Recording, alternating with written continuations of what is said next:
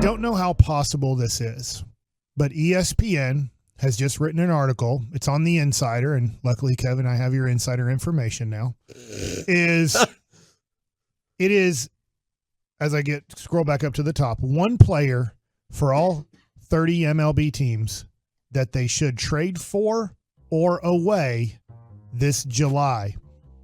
So they have the team and the player here. Okay. And it matches up with the Rangers.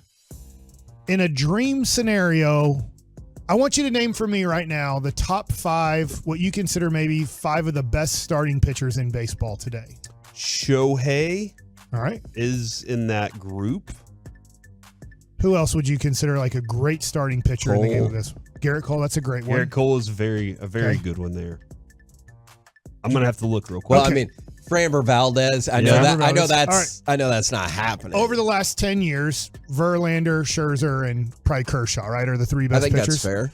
In this article, it says the New York Mets should keep Max Scherzer, but the Texas Rangers should acquire Max Scherzer. Now, in this article on ESPN Insider, it says we have to discuss the Mets, who are flailing. Owner Steve Cohen met with the media on Wednesday saying, I'm preparing my management team for all possibilities. If they don't get better, we have decisions to make at the trade deadline. That's not my preferred end result. We're preparing all contingencies.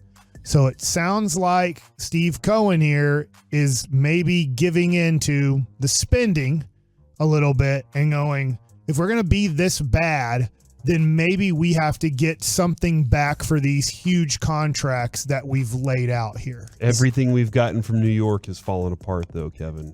So we get Kristaps, and it falls apart. We send them Brunson, it turns out good for them. We get DeGrom, he falls apart. We should have known that. And so I am a little curious as to if I want to do this with New York. It's wild to me if that happened. This would be his 6th team. And then I think about like Arizona, Kershaw. Detroit, Nationals, Dodgers, Mets. Yeah, that is crazy. That great of a pitcher shouldn't be traveling that much. Yeah, he wasn't great to start off. He wasn't bad. He's a first-round pick. I was there with Arizona when they drafted him. And with Detroit, because you think of Verlander and Max Scherzer, but Max Scherzer was good. He just wasn't great yet. It was like right at the end of his Detroit career is when he started becoming super great. Now he's 7-2 this year with a 3.87 ERA, a 1.2 WHIP. So it's very good. It might not be as dominant as you're used to. He's 38 years old. Now, I'm not 100% sure on this. I need to look up his contract. But how many years did he sign? Was it a 3-year deal? Look up Max Scherzer's contract, because I do think this is possibly doable where the Rangers are. I just don't know how much it would take to trade for Max Scherzer. What I mean by that is, how many prospects are you giving up? Who are the prospects? As much as I love Max Scherzer's name and how great he could possibly because over the top, if you think about it, if you got Max Scherzer and you only traded prospects. He's got one more year and it's a player option. At 43? Yeah. Okay, so I was right about that. A 3-year contract. This could make a lot of sense for where the Rangers are at. This could make a lot of sense for where the Mets are at right now. I don't know what you have to give up, because that is a lot of money to take on. Remember, this year and next year, you're paying Jacob DeGrom $37 million approximately not to pitch, because he just physically can't pitch. Mm-hmm. But if you added Max Scherzer to this and you had to trade, let's say you take Evan Carter off the table. And you're like, we're not trading Evan Carter. It doesn't matter unless it's Framber Valdez or somebody super in their prime. We're not trading Evan Carter. By the way, he got 2 hits again yesterday. So since he's come back to the Frisco Rough Riders, every night he seems to be getting 2 or more hits.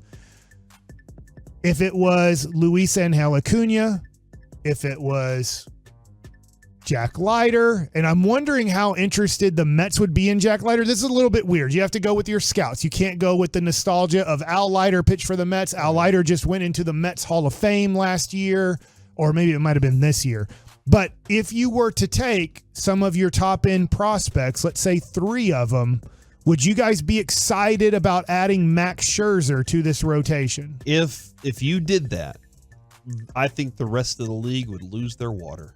Like, I think that they would be like, what are we, this team, you already put them on alert with the DeGrom signing and Eovaldi. And then you had this opening to the season you had. I think the rest of the league would just be like, crap, they're the favorites, no matter what. And by the way, I did forget, we did get Ezekiel Duran from New York. That hasn't fallen apart yet.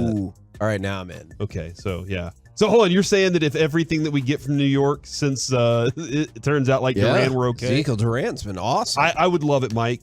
You have a legitimate ace again, which I think you have two really good pitchers. Yeah. But this is a dude that he can give you a 1 or a 0 in a playoff game, and he does, for 9 innings. For whatever it's worth, he does bridge the gap between now and when DeGrom comes back. Like, assuming he picks up his player option, which I would assume. I assume at $43 million at his age.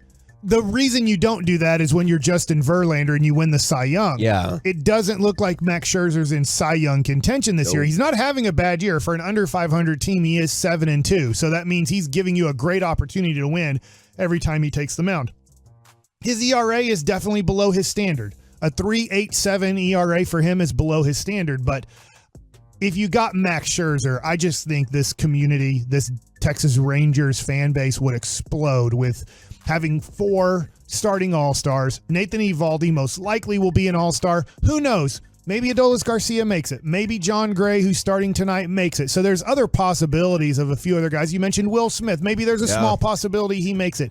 If you were to add Max Scherzer to this rotation, and remember, we talked to Bruce Bochy, it's going to be interesting what they do with Andrew Heaney the second half of the season after the All-Star break. Because you're going to need to scale him down some, right? And so I'm just wondering, if you do trade for a starting pitcher, I think that Andrew Heaney will be the guy to go to the pen to kind of limit his arm, and then maybe he can bounce back into the rotation. So I got a question, Mike. Yeah, go ahead. I'm going to go back 5 games on Scherzer. Yeah. 11 hits, 5 runs. Yankees, 7 hits, 6 runs. Astros, 4 hits, 1 run. Phillies, 7 hits, 2 runs. Brewers, 7 hits, 2 runs. Is he Max Scherzer right now? Is he still that dude, or that's why they would consider trading him. If he was still a 2.2 ERA, striking out 11 guys per 9 innings, and like his record is his record. You can't really do much better than 7-2.